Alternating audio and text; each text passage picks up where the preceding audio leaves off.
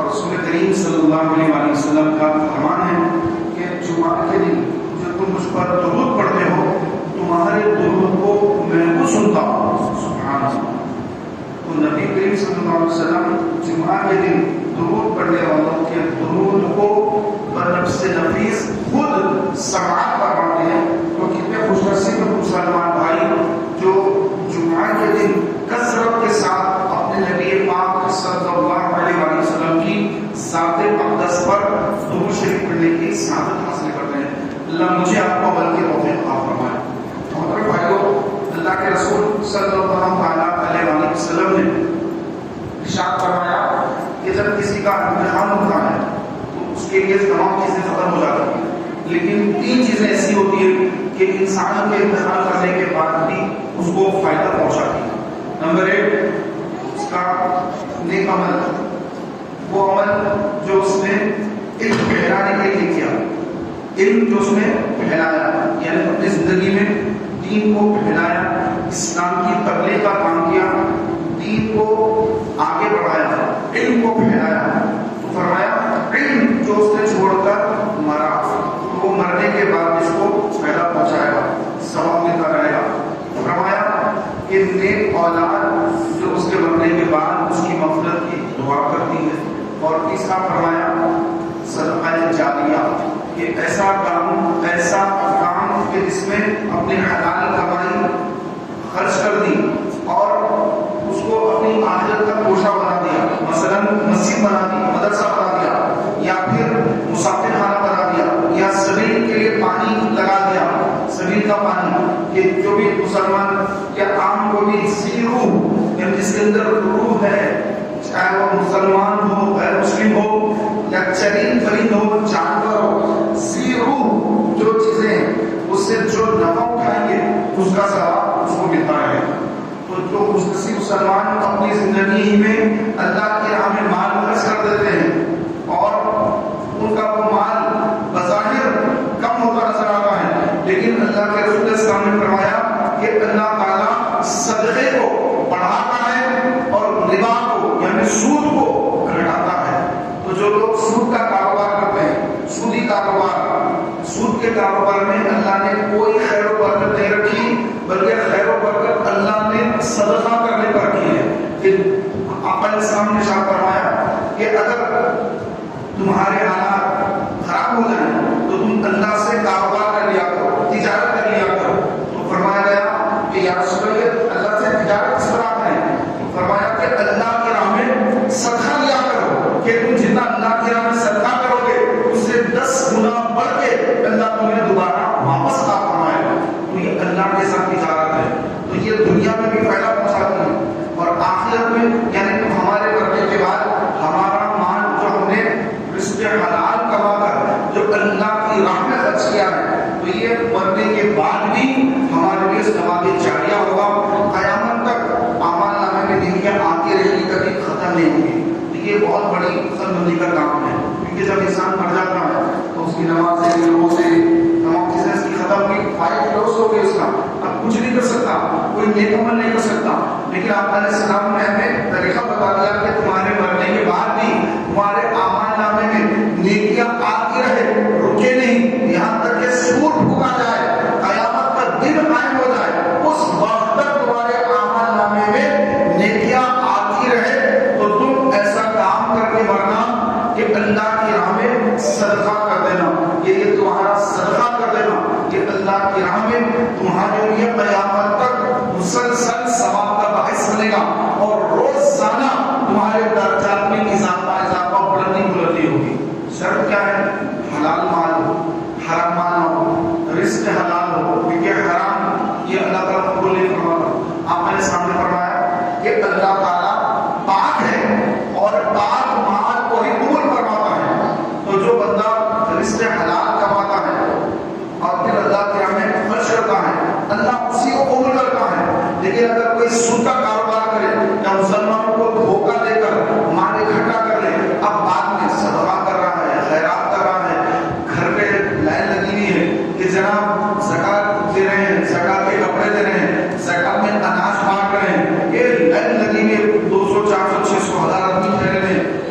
مسلمان ٹھہرے ہیں یہ ویڈیو بنا بنا کر جو اس کو عام کر رہے کو میں یہ کر رہا ہوں، اس سے کچھ نہیں ملے گا. فرمایا گیا انما الاعمال بالنیات، اعمال کا دار و مدار نیتوں پر ہے. آپ نے نام سنا ہوگا ایک بہت ہی بڑے سقی کا نام حاتم طائی، سنا ہے نام؟ بہت مشہور نام حاتم طائی. یہ بڑا سقی تھا اور اس کے بیٹے جو ہے انہوں نے اسلام قبول کیا، اسلام قبول کیا اور آقا علیہ السلام کی بارگاہ میں عرض کی یا رسول اللہ میرے والد حاتم طائی بہت زیادہ صدقہ کرتے تھے، بڑے سخی تھے، ان کے لیے کیا ہے؟ کیونکہ صدقے کے فضائل، سرکار نے جب صدقے کے فضائل بیان کیے کہ صدقہ دینے والے کو یہ ملے گا، یہ ملے گا، عرش کا سایہ ملے گا، صدقہ جو ہے بلا کو ٹالتا ہے، صدقے کے سرکار نے فضائل بیان کیے. حاتم طائی کے بیٹے نے پوچھا کہ یا رسول اللہ یہ میرے باپ حاتم طائی ان کے بارے میں کیا ہے؟ آقا نے کیا فرمایا؟ آقا نے فرمایا کہ تیرے باپ نے جو نیت کی اللہ نے تیرے باپ کو دیا. انہوں نے اس کی یا رسول اللہ میرے باپ کی نیت کیا تھی؟ آقا علیہ السلام نے فرمایا کہ تیرے باپ کی نیت یہ تھی کہ دنیا والے تجھ کو سخی کہیں، تیرے باپ کو سخی کہیں، اور دنیا والوں نے تیرے باپ کو سخی کہہ دیا. اللہ نے دنیا والوں سے بلوا دیا کہ حاتم طائی بڑا سخی آدمی ہے، اس کے پاس جو بھی جاتا ہے اس کو پیسہ دیتا ہے، اس کو دے دیتا ہے، بڑا سخی ہے، بہت عباستہ ہے، بڑا سخی ہے، مشہور ہو گیا. اب دیکھیں 1500 سال گزر گئے، آج بھی مسجد میں اس کا ذکر ہو رہا ہے، اس کی سخاوت کا ذکر ہو رہا ہے. نیت کیا تھی اس کی کہ دنیا مجھے سخی مان لے، بس میں مشہور ہو جاؤں، سخی ہو جاؤں، سخی ہے مشہور ہو جاؤں. تو اللہ نے مشہور کر دیا، اتنا سخی اتنا سخی اتنا سخی کہ آج بھی ذکر ہو رہا ہے. جب جب حدیث بیان ہوگی اس کا ذکر آئے گا، اور حدیث ہے تو قیامت تک بیان ہوگی، تو پتہ چلے گا، پتہ چلا کہ قیامت تک وہ ذکر ہوتا رہے گا. لیکن صرف ذکر ہی ہوگا کہ آخرت میں کچھ نہیں ہوگا، کیونکہ اس کی نیت آخرت کی نہیں تھی. یہ بڑی بات ہے، سمجھنے کی بات ہے، بہت بڑی اہم بات ہے کہ اس کی نیت سخی مشہور ہونے کی تھی، نہ کہ اللہ تعالیٰ نے میرا عمل قبول کر لے اور میں اللہ کے لیے کر رہا ہوں، اللہ کو راضی کرنے کے لیے کر رہا ہوں. یہ نیت نہیں تھی. نیت یہ تھی کہ بس میں اتنا پیسہ صدقہ کر رہا ہوں میں مشہور ہو جاؤں. ارے یار بہت سخی آدمی، بہت اچھا آدمی ہے، کسی کو بھی آیا کچھ دیتا ہے، کسی کو ناراض نہیں کرتا، ہر ایک کو دیتا ہے، وہ تو بہت بڑا حاتم طائی ہے. تو اس طرح جو ہے میرے پیارے محترم بھائیوں، اللہ تعالیٰ بندے کی نیت کے مطابق اس کو دیتا ہے کہ جو جیسے نیت کرتا ہے اس کو وہ اللہ تعالیٰ عطا کرتا ہے. تو حاتم نے کیا نیت تھی کہ مشہور ہو جاؤں، اللہ نے مشہور کر دیا. آخرت میں زیرو، آخرت میں اس کے لیے کچھ ہی نہیں ہے، دنیا میں اس کے لیے بڑی عزت ہے، پھر بڑا سخی تھا.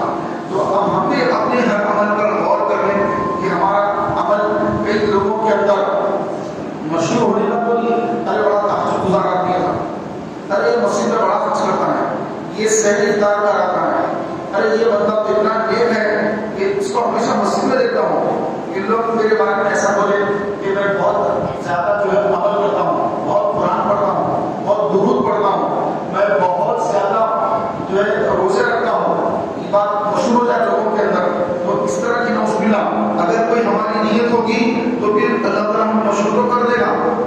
جیسی نیت ویسی برکت. مشہور تو ہو جائیں گے کہ ارے بہت زیادہ نیک ہے، تہجد گزار ہیں، اللہ کے ہم بہت صدقہ کرتے ہیں. دیکھو مسجد میں انہوں نے فین لگا دیے، مسجد میں کولر لگا دیے، مسجد میں ایئر کنڈیشنر لگا دیے ہیں، یہ کر دیا ہے، وہ کر دیا ہے، یہ کر دیا ہے. ہم جو چاہتے ہیں کہ مشہور ہو جائے تو وہ مشہوریت دنیا میں رہ جائے گی، اور دنیا سے ہم تو رخصت ہو جائیں گے، لیکن ہمارا نام دنیا میں تو مشہور ہوگا، آخرت میں کوئی ثواب نہیں ہوگا.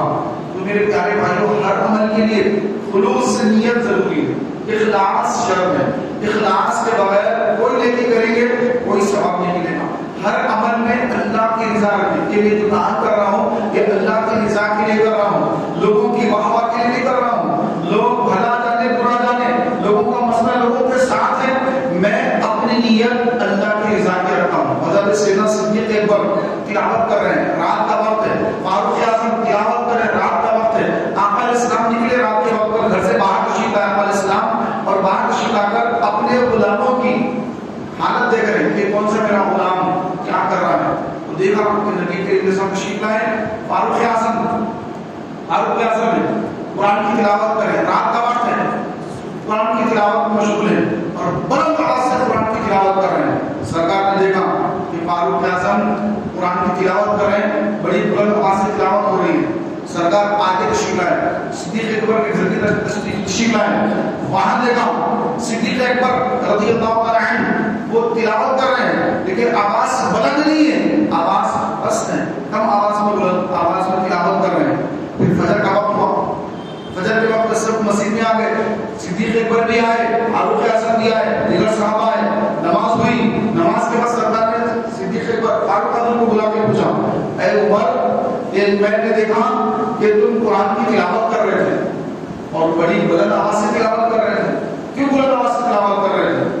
تو فاروق اعظم نے جواب دیا کہ یا رسول اللہ, میری نیت یہ تھی کہ میں بلند آواز سے تلاوت کروں تاکہ دوسرے مسلمان میری تلاوت سن کر وہ بھی اٹھ جائیں اور وہ اٹھ کر وہ تہجد پڑھیں اور تہجد کے بعد فجر کی نماز پڑھنا کے لیے آسان ہو جائے, اس لیے بلند آواز سے تلاوت کر رہا تھا یا رسول اللہ.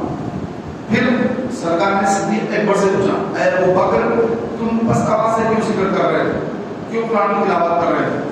صدیق اکبر نے کہا یا رسول اللہ, میں اس لیے پست آواز سے ذکر کر رہا تھا کیونکہ میرا مقصد صرف اللہ ہی کو سنانا تھا, تو میں بس پست آواز میں تلاوت کر رہا تھا. سرکار نے سامنے فرمایا تم دونوں کی نیت درست ہے, کہ تمہاری نیت بھی درست ہے, عمر تمہاری نیت بھی درست ہے, لیکن تم اتنی بلند آواز سے تلاوت مت کرو, تم تھوڑا پست کرو اپنی آواز. اور حضرت ابو بکر سے فرمایا کہ تمہاری آواز بہت پست ہے تو تھوڑی آواز کو اپنی بلند کرو, تم بلند کرو اور تم تھوڑی آواز کو پست کرو. سرکار نے یہ فرمایا. تو میرے پیارے بھائیوں, کہ تلاوت کے وقت بھی بندے کی نیت یہ ہو کہ میری یہ تلاوت جیسے فاروق اعظم کی نیت ہے کہ میں اس لیے زور سے تلاوت کر رہا ہوں کہ جو لوگ سو رہے ہیں وہ اٹھ جائیں اور اٹھ کر ارے تلاوت کی آواز ہو رہی, میں تو سو رہا ہوں, کہ دیکھو عمر تلاوت کر رہے ہیں, میں سو رہا ہوں, مجھے بھی اٹھنا چاہیے. یہ سوچ کر بندہ اٹھ جائے, سونے والے اٹھ جائیں, اٹھ کر پاک و صاف ہو کر وہ بھی تہجد پڑھ کر قرآن کی تلاوت میں مشغول ہو جائیں. یہ فاروق اعظم کی نیت. سرکار نے تصدیق فرمایا صحیح ہے بالکل. پھر فرمایا تھوڑی آواز پست کرو, بہت زیادہ ہے آواز, تھوڑی پست کر دو. پھر صدیق اکبر ان کی نیت یہ کہ بس میں اللہ کے لیے پڑھ رہا ہوں, اللہ کے لیے پڑھ رہا ہوں, بس نیت یہی ہے. سرکار نے فرمایا بالکل درست ہے, بالکل درست ہے, لیکن بہت آواز پست ہے, تھوڑی سی اس کو بلند کر لو. تو میرے پیارے بھائیوں, الگ الگ عمل ہے لیکن ہر ایک کی نیت صاف ہے. تو اس طرح سے اگر کوئی بندہ اچھی نیت سے اگر کوئی کام کرے تو دوسرے مسلمانوں کو یہ نہیں سوچنا چاہیے کہ دیکھو یہ ریاکاری کر رہا ہے, دکھاوا کر رہا ہے, لوگوں کو دکھانے کے لیے کر رہا ہے. آپ کو کوئی حق نہیں بنتا کہ کوئی بندہ کس نیت سے کر رہا ہے. آپ اس کے دل کے اندر جا کر جھانک کر دیکھیں اس کی نیت کیا ہے, آپ کو معلوم ہے, آپ کو نہیں معلوم اس کی نیت کیا ہے. تو جو بندہ جو کر رہا ہے, آپ ہر مسلمان سے اچھا زن رکھیں, حسن زن ہر ایک کے ساتھ. نہیں وہ کر رہا ہے, ارے اس کی اچھی نیت ادا کے لیے کر رہا ہوں, میں بدگمانی نہیں کرتا کسی سے. نہیں وہ جو کر رہا ہے بلند آواز سے پڑھ رہا ہے, یا مسجد میں آ کر تلاوت کرتا ہے, یا مسجد میں نمازیں پڑھتا ہے, مسجد میں بیٹھا رہتا ہے, یا پھر صدقہ خیرات کرتا رہتا ہے, تو یہ نہ سمجھے کہ وہ لوگوں کو دکھانے کے لیے صدقہ کر رہا ہے, یا خیرات کر کے مشہور ہونا چاہ رہا ہے, یا یہ نیک بتانا چاہ رہا ہے, یا ایسا آپ کو گمان کرنے کی کوئی حاجت نہیں. فرمایا گیا کہ برے گمان سے بچو کہ بعض گمان گناہ ہوتے ہیں. تو بدگمانی نہیں کر رہا کسی مسلمان سے, جو کر رہا ہے اس کا حساب لینے والا اللہ ہے, آپ نہیں. آپ کسی کے حساب لینے والے ذمہ دار آپ نہیں ہیں, ہم نہیں ہیں کسی کے ذمہ دار. اس کا حساب لیں, اس کا حساب لیں, اس کا حساب لیں, ہم کسی کے حساب لینے والے نہیں. لہذا ہم اپنی فکر کریں کہ میں کیا کر رہا ہوں, میری نماز میں کتنا خلوص ہے, میری نماز میں کتنی للہیت ہے, میں قرآن کتاب پڑھ رہا ہوں, مجھے آتا کتنا ہے. اگر اچھے قاری میں بیٹھ جائے گا تو بسم اللہ پڑھنے نہیں آئے گا. بسم اللہ کیسے پڑھتے ہیں, بسم اللہ کے حروف کہتے ہیں 19 حروف, بسم اللہ میں 19 حروف. اور اگر کسی قاری کے سامنے بیٹھ کر بسم اللہ ہی پڑھ دے 19 حروف تو 19 گھنٹے لے جائیں گی. قرآن پڑھنا تو بہت بڑی بات ہے, بسم اللہ پڑھنے نہیں آتا, آج کے مسلمان کا یہ حال ہے. میرے پیارے محترم بھائیوں, ہم اپنا جائزہ یہ اللہ کا کلام ہے، کسی مخلوق کا کلام نہیں ہے، کوئی رائٹر کا کلام نہیں ہے، کوئی بہت بڑے آتھر کا کلام نہیں ہے، یہ خالق کا کلام ہے، یہ اللہ کا کلام ہے. اور یہ پڑھنے کا موقع جب تک ہے جب تک یہ سانسوں کی مالا ہے. جب یہ سانسوں کی مالا ٹوٹی تو پھر دوسروں کے محتاج، کاش میری فاتحہ پڑھ دے، میری خبر پر آ کر کوئی فاتحہ پڑھ دے. لکھا ہے، کتبہ لکھا ہوا ہے، آپ فاتحہ پڑھ لو، کل یہ موقع ملے یا نہ ملے. ایک شعر بنا کے لوگ لکھ رہے ہیں کتبوں پر، جو برکہ کتبہ ہوتا ہے اس پر لکھ رہے ہیں. تو زندگی میں اتنا موقع مل رہا ہے تلاوت کرنے کا، سیکھنے کا، تلاوت قرآن کی تلاوت سیکھنے کا موقع اللہ نے دیا ہے، لیکن ہم سیکھنے کو تیار نہیں، پڑھنے کو تیار نہیں. اللہ کا کیا فرمان ہے، اپنے بندوں سے اللہ کیا فرما رہا ہے، مولا تعالیٰ کا کیا حکم ہے، یہ سننے پڑھنے اور سمجھنے کے لیے ہمارے پاس کوئی وقت نہیں ہے. لیکن جب خبر میں جائیں گے، خبر میں وقت ہی وقت جناب، وہاں پر کوئی کام نہیں ہے، نہ وہاں پہ کوئی ڈیوٹی ہے، نہ جاب ہے، نہ کوئی مسئلہ ہے. خبر میں تو سونا ہے، تو جو جا کر جہاں پہ خبر میں سونا ہے تو چین سے نیند ملے، سکون کی نیند آئے، تو اس کے لیے آج وہاں کی تیاری کے لیے وقت نکالنا ہے. قرآن کو سیکھنا ہے، قرآن کو پڑھنا ہے، قرآن کے مطابق عمل کرنے کا ذہن بنانا ہے. ورنہ ہم سے پہلے ہزاروں لوگ آئے اور اپنا وقت مکمل کر کے چلے گئے، اب دوبارہ کبھی دنیا میں نہیں آئیں گے. زندگی ایک مرتبہ ملتی ہے، ایک مرتبہ. بعض نادان دنیا کی تکلیفوں میں مبتلا ہو کر خودکشی کر لیتے ہیں. بہت ٹینشن ہو گیا تھا یار، بس خودکشی کر کے مر جانا ہے. بس ویڈیو بنا کے ڈالتے ہیں کہ میں خودکشی کر رہا ہوں، کر رہی ہوں، کہ یہ مجھے ایسا ہوا، ایسا ہوا، ایسا ہوا، اس لیے میں خودکشی کر رہی ہوں، کر رہا ہوں. تو یہ نہیں پیارے بھائیوں، یہ زندگی آپ کی، یہ اللہ کی امانت ہے، آپ کا حق نہیں ہے آپ خودکشی کریں. یہ جان آپ نے نہیں بنائی، آپ کے آنکھ آپ نے نہیں بنائے، آپ کی زبان جس سے آپ بولتے ہیں یہ زبان آپ نے نہیں بنائی، اللہ کی بنائی ہوئی ہے. یہ آنکھیں اللہ کی دی ہوئی ہے، ہاتھ اللہ کے دیے ہوئے ہیں، پیر اللہ کے دیے ہوئے ہیں. آپ کا کچھ نہیں ہے، آپ اس کو ختم نہیں کر سکتے، آپ خودکشی نہیں کر سکتے. حرام حرام حرام. لیکن کئی مسلمان اپنے اطراف کے ماحول کو دیکھ کر غیر مسلموں میں اٹھنا بیٹھنا ہے، معلومات کچھ نہیں ہے، اسلامی تعلیمات کچھ حاصل نہیں ہے.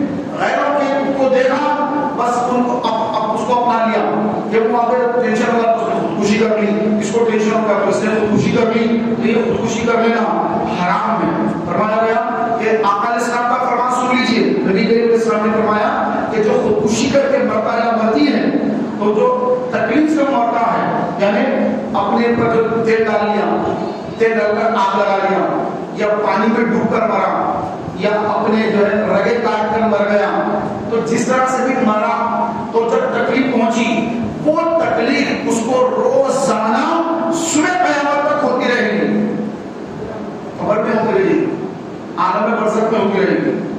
ایک وقت کی تکلیف کا ختم نہیں ہے. بعد میں سمجھتے ہیں آپ یہ مر گئے اب لاش پڑی ہوئی ہے تو صاحب کو لاش ظاہر میں آپ کو لاش دکھ رہی ہے، لیکن جب قبر میں اتارا جائے گا نا تو روح لوٹا دی جائے گی، روح پھر آ جائے گی جسم کے اندر. اب وہی کنڈیشن جو اب کنڈیشن ہے، روح آ گئی جسم میں، نکلی تھی جدا کرنے کے لیے جسم اور روح کو، روح نکل کے جسم کو جدا کرنے، پھر انٹر ہو گئی. جیسے فرشتے جیسے بندے خبر میں اتارتے ہیں، اتار کر جب 40 ختم جاتے ہیں روح کو جسم کے اندر لوٹا دیا جاتا ہے. روح اندر داخل ہوتی ہے، بندہ آگے کھول دیتا ہے کہ آپ میں کہاں گیا، میں تو خبر میں ہوں.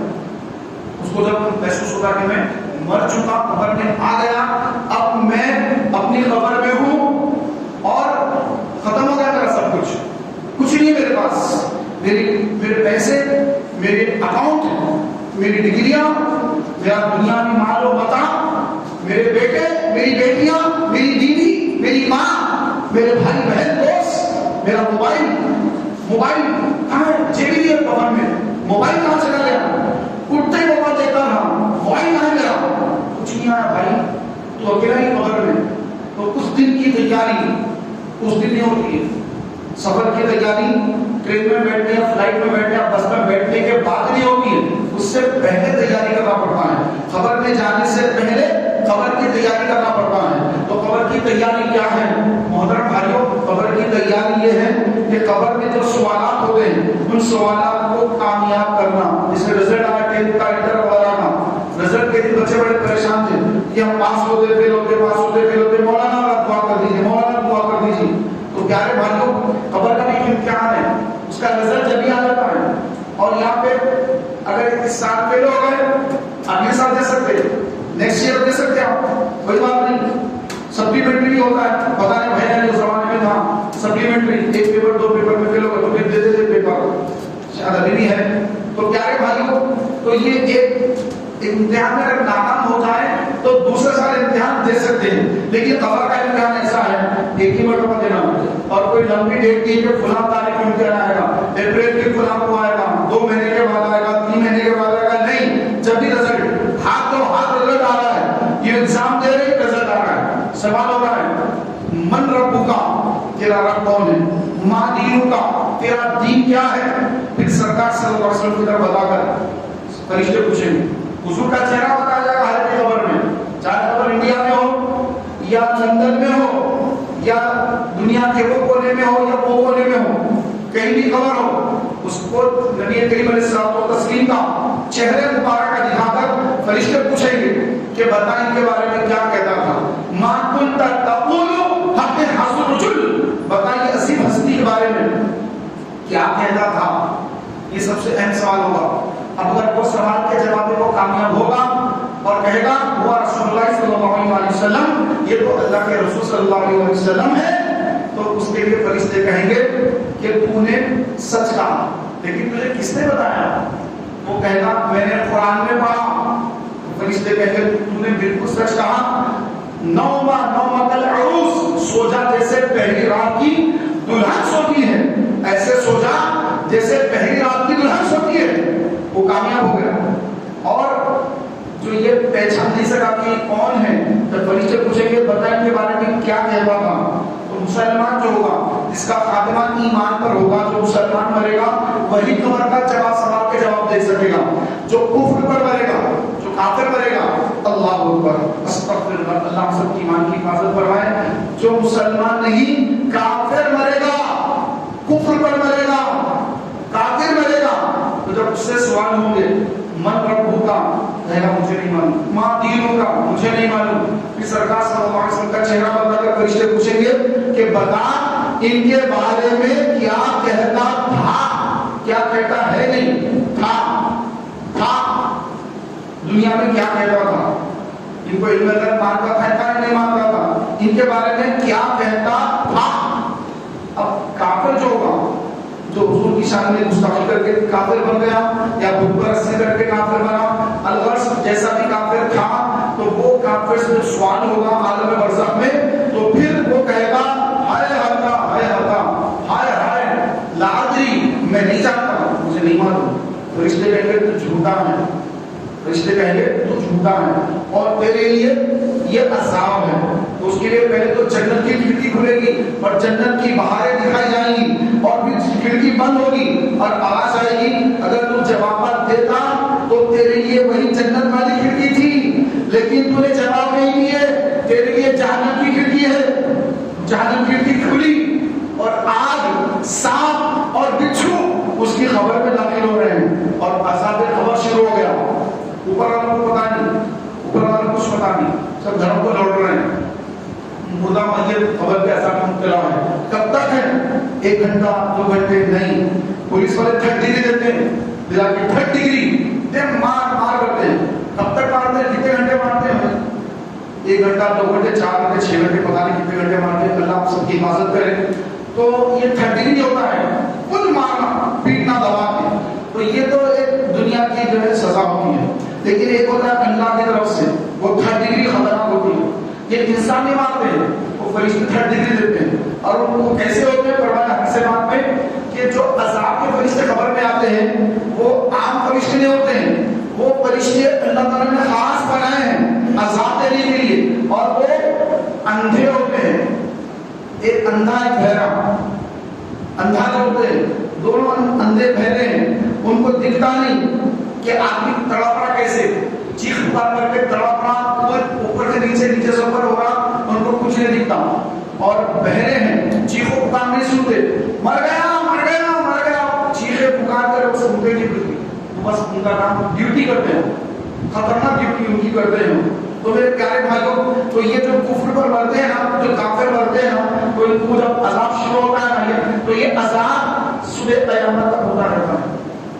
کوئی جو بیچ میں تھوڑا سا وقفہ نہیں، کوئی وقفہ نہیں، مسلسل عذاب. تو آج ہماری جو مسلمان بہنیں ہیں، آج سوشل میڈیا پر ہم دیکھ رہے ہیں کہ ہماری مسلمان بہنیں برقع پہن کر ایک غیر مسلم کے ساتھ، اس کے ہاتھ پہ جو ہے اس کے غیر مسلم ہونے کی نشانی اس کے ہاتھ پر بندھی ہوئی ہے، اور ہماری مسلمان بہن، ہماری بیٹی اس کے ساتھ ٹھہر کر بڑا دیگر دلیری کے ساتھ ٹھہری ہوئی ہے. اور کچھ غیرت مند نوجوان، غیور نوجوان جا کر جب اس کو جو ہے پوچھ رہے کہ تم یہ کیوں کر رہے ہیں، ان کے ساتھ وہ بحث کر رہی ہے، جھگڑے کے آمادہ ہے اور لڑائی کرنے کے لیے تیار ہے، اور ان کو ہی جھوٹے کیس میں پھنسانے کی تیاریاں کر رہی ہے.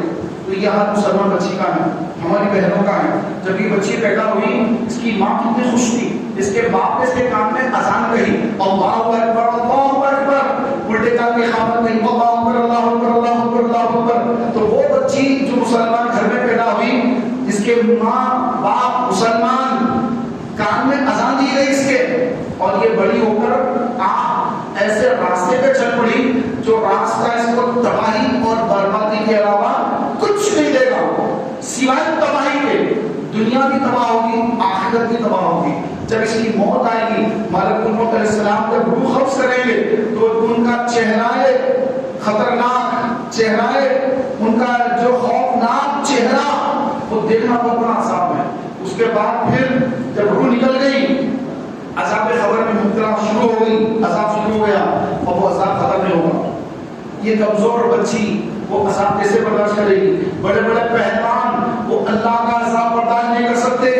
بہت بڑے بڑے پہلوان آ کے چلے گئے، بھولو پہلوان، گھاما پہلوان، شاید آج کے نوجوان نام سنے بھی نہیں ہوں گے. بڑے بڑے پہلوان تھے، کھلوں سے لڑتے تھے، بہت طاقت تھی.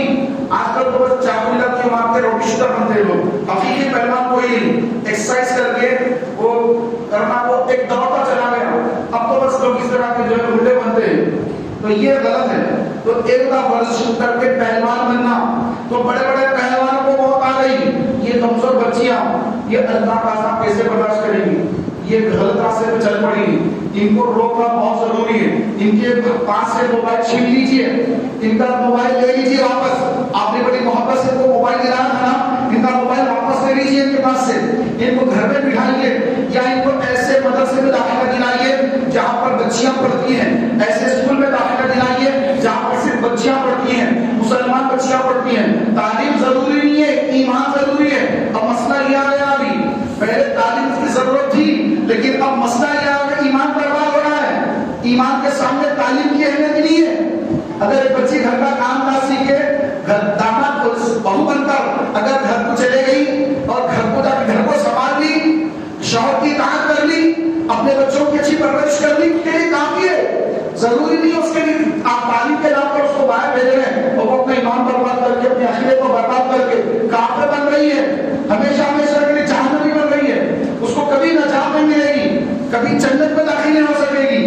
خدا میرے بھائیوں، ہوش میں آئیے اور اپنی بچیوں کو سنبھالیے. ورنہ یہ جو سوشل میڈیا پر یہ جو ویڈیو وائرل ہو رہے ہیں، کہ اللہ نہ کرے کہ ہم میں سے کسی کی بیٹی کسی کی بہن کے ساتھ کے معاملہ ہو اور وہ ویڈیو وائرل ہو جائے. ہم تو یہ سمجھ رہے تھے کہ دوسروں کے وائرل ہوں گے، ہمارے خاندان کی بچی کی ویڈیو وائرل نہ ہو جائے.